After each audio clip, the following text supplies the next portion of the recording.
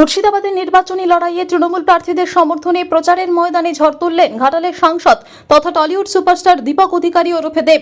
শুক্রবার দুপুরে জেলা 2 বিধানসভা কেন্দ্র কান্দি এবং হরিহরপাড়ায় রোড শো ও বর্ণাঢ্য প্রচার কর্মসূচিতে অংশ নেন তারকা প্রচারক।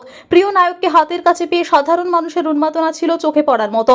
এদিন দুপুরে প্রথমে কান্দি বিধানসভা তৃণমূল প্রার্থী অপূর্ব সরকারের সমর্থনে প্রচারে অংশ নেন দেব। কান্দির খরসা মোড় থেকে বাগবাড়ি পর্যন্ত প্রায় 4 কিলোমিটার দীর্ঘ এক রোড শো করেন তিনি।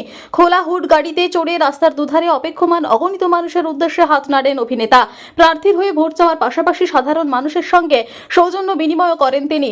দেবকে এক ঝলক দেখতে রাস্তার দুপাশে ছিল উপচে পড়া ভিড়। কান্দির কর্মসূচি সেরে দেব পৌঁছান হরিহরপাড়ায়। সেখানে হেলিকপ্টারে করে তার আগমনকে কেন্দ্র করে সকাল থেকেই স্থানীয় মানুষের মধ্যে প্রবল উদ্দীপনা তৈরি হয়েছিল। হরিহরপাড়া বিধানসভার প্রার্থী নিয়ামত শেখের সমর্থনে সেখানে প্রায় 5 কিলোমিটার দীর্ঘ এক বর্ণাঢ্য রোড শোতে যোগ দেন তিনি। রাস্তার দুধারে ছোট বড় নির্বিশেষে সব বয়সের মানুষের জমায়েত লক্ষ্য করা যায়।